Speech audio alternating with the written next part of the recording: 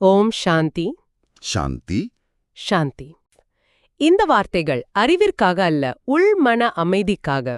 சாட்சி நிலைக்கு உங்களை நேரடியாக அழைத்துச் செல்வதற்காக. நம்ம உண்மையில எதற்காக இங்க இருக்கோம்?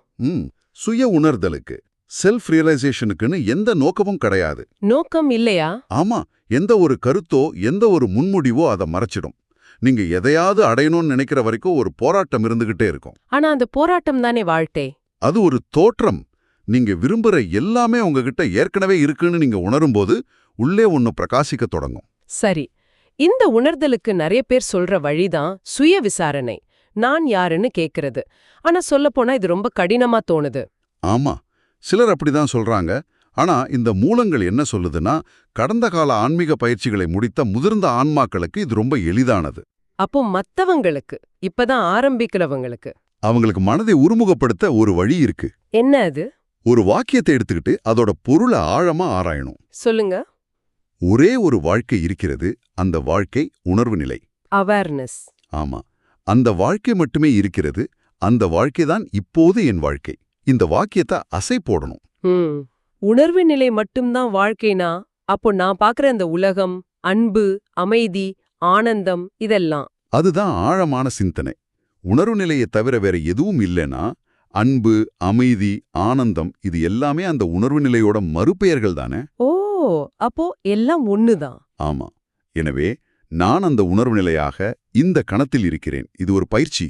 கேட்க நல்லா இருக்கு. ஆனா வெளியில உலகத்தை பார்க்கும்போது, அங்கே நடக்கிற துன்பங்கள், தீமைகள் அதையெல்லாம் பார்க்கும்போது எல்லாம் ஆனந்தம்னு எப்படி ஏத்துக்க முடியும்? ரொம்ப முக்கியமான கேள்வி. அந்த மாதிரி நேரத்துல அந்த துன்பத்தை பார்த்து கோபம் வரும்போது உடனே கேட்கணும், இது யாருக்கு தோன்றுகிறது? பதில் தெளிவு, எனக்கு. கரெக்ட். அந்த ஒரு கேள்வி உங்க கவனத்தை வெளியிலிருந்து அந்த உணர்வை அனுபவிக்கிற நான் கிட்ட திருப்புது. இங்கதான் அந்த திரையின் ஓமை வருது. ஸ்கிரீன் அனாலஜி, அத கொஞ்சம் விளக்கமா சொல்லுங்க. நீங்க ஒரு திரை மாதிரி. இந்த உலகத்துல நடக்கிற நல்லது, கெட்டது, கொலை, அன்பு எல்லாமே அந்த திரையில தோன்ற படங்கள் மட்டும்தான். ஓகே. படங்களால திரை ஒருபோதும் பாதிக்கப்படுறதில்ல இல்லையா? இல்லையா? அதுபோல நீங்க உலகின் நிகழ்வுகளால பாதிக்கப்படாத ஒரு சாட்சியா மாறுறீங்க. இது நம்மள ஒரு மாதிரி அக்கறை இல்லாதவங்கள மாத்திடாதா? இல்லவே இல்ல. அதுதான் ஆச்சரியம். இது உங்களை அக்கறையற்றவரா ஆக்காது. நேர்மாறா பசியால வாடுற ஒருத்தரை பார்க்கும்போது அது உங்களுக்குள்ள நடக்கிற மாதிரி உணர்வீங்க. ஆனா நீங்க எதிர்வினையாற்றுவதை நிறுத்துவீங்க, ரியாக்ட் பண்றதை நிறுத்திடுவீங்க. அப்போ என்ன செய்வோம்? அமைதியான நிலையிலிருந்து கருணையோட என்ன செய்யணுமோ அதை செய்வீங்க. இதுதான் விழிப்புணர்வுக்கு முந்தைய கடைசி படி. எந்த சூழ்நிலைக்கும் எதிர்வினை ஆற்றாமல் பிரபஞ்சத்தோடு ஒரு முழுமையான நல்லிணக்கத்தை உணர்வது. இந்த சத்சங்கம், அதாவது இந்த மாதிரி உரைகளை கேட்கும்போது ஒரு அமைதி கிடைக்குது. ஆனா அன்றாட வேலைக்குள்ள திரும்ப போனதும் அது காணாம போயிடுதே. காரணம், நாம சத்சங்கத்தை ஒரு இடமா நினைக்கிறோம். அப்போ அது இடம் இல்லையா? சத்சங்கங்கிறது ஒரு மனநிலை. நீங்க உலகத்துல எங்க போனாலும் அது சத்சங்கம் தான். எப்படின்னு சொல்றீங்க? மற்றவர்களுடனான உங்க உணர்வுகள் அது சத்சங்கம். ஒரு நபரையோ இடத்தையோ பொருளையோ நோக்கிய உங்க எதிர்வினை அது சத்சங்கம். ஓ, அப்ப முழு பிரபஞ்சமே ஒரு சத்சங்கம் தானா? ஆமா, அதை உணர்ந்துட்டா போதும். சரி, சில பேர் இந்த பாதையில போகும்போது வெற்றிடம், சூனியம் மாதிரியான அனுபவங்கள் கிடைச்சதா சொல்றாங்க. அதுதான் செல்ஃப் ரியலைசேஷனா? இல்ல, அது ஒரு முக்கியமான படி. ஆனா அதுவே இலக்கு இல்ல. ஏன்னா அந்த வெற்றிடத்தை அனுபவிக்கும் போது அதை அனுபவிக்கிற ஒரு அனுபவிப்பவன் மிச்சம் இருக்கான். நான் ஒரு சூனியத்தை அனுபவிச்சேன்னு சொல்றதுக்கு ஒருத்தர் இருக்கான். அப்போ உண்மையான நிலையில அந்த அனுபவிக்கிறவன் மறைஞ்சு போகணும். அத பத்தி சொல்ல அங்க யாரும் மிச்சம் இருக்கக்கூடாது. அந்த வெற்றிடத்தை கடந்து போனா என்ன இருக்கும்? நீங்களாகவே மாறுவீங்க, உங்களுடைய இயல்பான செல்ஃபா. அது எப்படி இருக்கும்? அது அன்பு, கருணை, எல்லையற்ற மகிழ்ச்சி நிறைந்த ஒரு நிலை. இது கர்மாவை பத்தின ஒரு கேள்வியை எழுப்புது. ஒரு பக்கம் எல்லாம் முன் தீர்மானிக்கப்பட்டதுன்னு சொல்றாங்க. ஆமா. இன்னொரு பக்கம் நல்ல செயல்களை செய்யணும்னு சொல்றாங்க. இது ரெண்டும் முரணா இல்லையா? இல்ல. நீங்க உங்களை அந்த உடலாகவும் மனதாகவும் நம்புற வரைக்கும் இந்த உலகம் உங்களுக்கு உண்மையா தெரியும். ஆமா. அப்போ நீங்க இந்த உலகத்துல நல்ல செயல்களை செஞ்சுதான் ஆகணும். அது உங்க கடமை. உச்சபட்ச உண்மையின் பார்வையில அந்த பார்வையை எல்லாமே முன் தீர்மானிக்கப்பட்டதுதான். ப்ரீ ஆர்டைன்டு. உடலோட கர்மா அதன் வழியில போகும். அப்போ நமக்கு என்னதான் சுதந்திரம் இருக்கு? உங்களுக்கு இருக்கிற ஒரே ஒரு சுதந்திரம் எந்த சூழ்நிலைக்கும் எதிர்வினையாற்றாமல் இருப்பது. Do not react. எதிர்வினையாற்றாமல். ஆமா, எதிர்வினை ஆற்றாம உள்ளே திரும்பி அந்த செல்ஃபை கண்டுபிடிக்கிறது. இதுதான் முழுமையான சரணாகதி, அதாவது சரண்டர் நிலைக்கு வழிவகுக்கும்.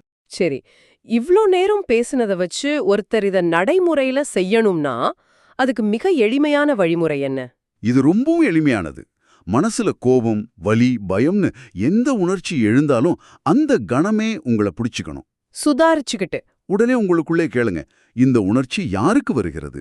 பதில் வரும், எனக்கு. சரி, அடுத்ததா அந்த நான் மேல உங்க முழு கவனத்தையும் திருப்பி நான் யார் அப்படின்னு கேளுங்க. பதில தேடணுமா? கூடாது.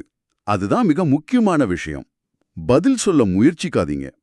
அந்த நான்கிற உணர்வு எங்கிருந்து வருதுன்னு அதன் மூலத்தை தேடி போங்க. தேடி போனா அந்த நான் என்ற உணர்வையே பின்தொடர்ந்து போனா அது மெல்ல மெல்ல அதோட மூலத்துல கரைஞ்சிடும். அப்போ அந்த உணர்ச்சியும் மறைஞ்சிடுமா? ஆமா, இத தொடர்ந்து செய்ய செய்ய ஒரு நாள் அந்த தனிப்பட்ட நான் மறைஞ்சு நான் இருக்கிறேன் என்ற தூய அவேர்னஸ் மட்டும் மிஞ்சும். அப்போ நீங்க சுதந்திரமா இருப்பீங்க. ஓகே, நாம நிறைய விஷயங்களை பார்த்தோம்.